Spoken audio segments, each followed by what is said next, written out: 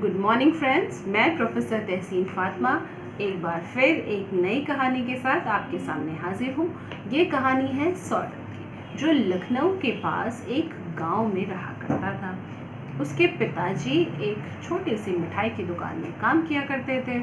सौरभ यूं तो एक अच्छा बच्चा था, लेकिन उसकी एक ही आदत सिर्फ बहुत खराब थी। वो पैसे बहुत खर्च करता था। रोज वो घर से बाहर निकलते वक्त अपने पिताजी से पैसे मांगा करता और उन्हें जाकर के अपने दोस्तों के साथ कभी खाने में, घूमने में या सिनेमा में खर्च कर देता। उसके पिता उसकी इस आदत से बहुत परेशान थे। एक दिन उसके पापा ने कहा कि ये तो बिल्कुल अच्छी बात नहीं है, सौरभ को तो भाई इस तरह से पैसे नहीं खर्च करने चाहिए।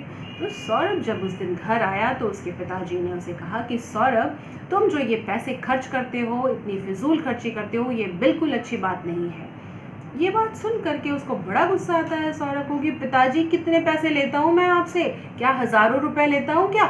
चंद पैसे आप देते हैं मुझे और उसमें मुझे इतनी बातें सुना रहे हैं। पिताजी, आप जब कहेंगे तब मैं आपको ये आपके पैसे ना वापस कर दूंगा।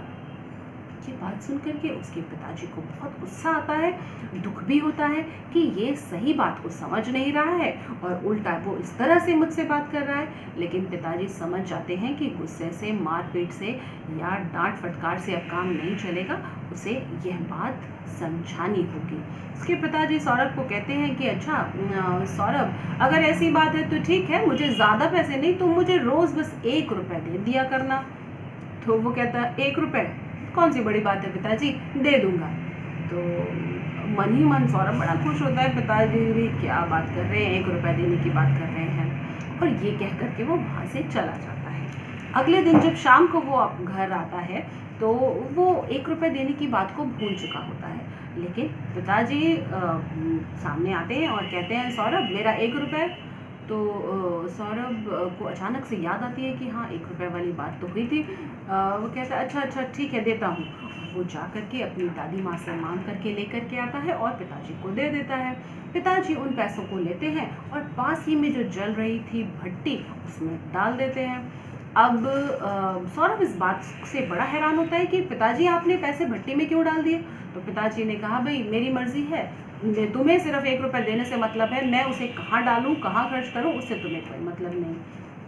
सौरभ कहता है ठीक है, पिताजी के कौन मुंह लगे, कौन इनसे बहस करे, चलो जी अपना काम करें।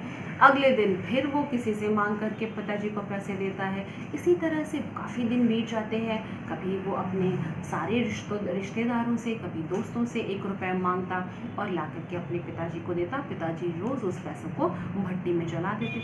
अब काफ़ी दिन बीतने के बाद एक समय ऐसा आया कि उसे पैसे देने से सबने इनकार कर दिया। सबने कहा, भाई हमारे पास पैसे नहीं है, हम नहीं दे सकते। उस दिन सौरभ बड़ा परेशान हुआ। तो सौरभ ने कहा कि भाई अब मैं पिताजी को मना कैसे करूँगा?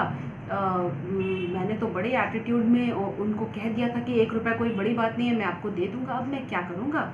तो यही सोचते सोचते जब वो आ रहा होता है अपने घर की तरफ, तो वो देखता है कि एक बूढ़ा व्यक्ति रिक्शा चला रहा होता है। वो काफ़ी थका हुआ रहता है। वो सोचता है कि शायद ये मेरी मदद कर सकते हैं।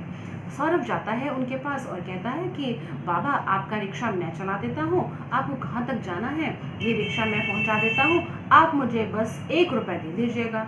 बाबा भी थके हुए होते हैं। वो कहते हैं कि अच्छा ठीक है, चला लो। अब रिक्शा चलाने का कोई अनुभव तो होता नहीं है सौरभ को। सौरभ को काफ़ी ताकत लगती है और वो बहुत थक जाता है। धूप का वक्त होता है। खैर किसी तरह से वो उसे 1 रुपए मिलते हैं और वो उन 1 रुपए को लेकर के पिताजी के पास आता है और उन्हें पकड़ा देता है। पिताजी रोज़ की तरह उसे भट्टी में जब फेंकने जा रहे थे, सौरभ उनका हाथ पकड़ लेता है और कहता है, पिताजी आप इस पैसों को फेंक नहीं सकते। तो कहते हैं, क्यों भाई, मैंने तो तुम्हें पहले ही कह दिया था। तो सौरभ ने कहा कि सौरभ ने सारी स्टोरी बताई कि किस तरह से आज उसने उस पैसे को कमाया है। तो वो बहुत रिक्वेस्ट करता है कि पिताजी प्लीज़ आप इन पैसों को मत फेंकिए। पिताजी समझ जाते हैं कि आज उसे ये पैसे हकीकत में मेहनत करके मिले हैं, इसलिए उसे ये एहसास है कि ये पैसे कमाने में कितनी मेहनत लगती है, कितनी तकलीफ़ें उठानी पड़ती हैं। तो पिताजी बहुत खुश होते हैं और पिताजी उसे समझाते हैं कि बच्चे जो भी पैसे कमाए जाते हैं वो इसी तरह से मेहनत से कमाए जाते हैं, इसीलिए हमें पैसों को बहुत सोच समझ करके खर्च करना चाहिए, जहाँ ज़रूरत हो वहाँ खर्च करना चाहिए और फिजूल खर्ची नहीं करनी चाहिए। सौरभ ये पाठ को समझ जाता है। तो दोस्तों इसी तरह से शायद आपके घर में भी होता होगा कि आपके बच्चे जो हैं, आपके भाई बहन शायद आपके पैसों की अहमियत नहीं समझते होंगे, आपकी मेहनत जो है उनको नहीं समझते होंगे और पैसों को यूं ही फिजूल खर्ची में उड़ा देते होंगे। तो अगर आप अपने बच्चों को, अपने छोटों को आप उनको ये पाठ पढ़ाना चाहते हैं तो उन्हें जो वैल्यू है वो बताइए कि पैसे की वैल्यू नहीं है, मेहनत की वैल्यू है। तो और उनसे मेहनत करवाइए। जब वो ये मेहनत करेंगे तो उन्हें एहसास होगा कि पैसा किस तरह से आता है, और आप यकीन करिए कि वो उस दिन से पैसों को फिजूल खर्च करना बंद कर देंगे और उसकी अहमियत को समझना शुरू कर देंगे। तो दोस्तों उम्मीद करती हूँ कि आपको ये कहानी पसंद आई होगी। कल फिर हम मिलेंगे एक नई कहानी के साथ। तब तक अपना ख्याल रखिए। धन्यवाद।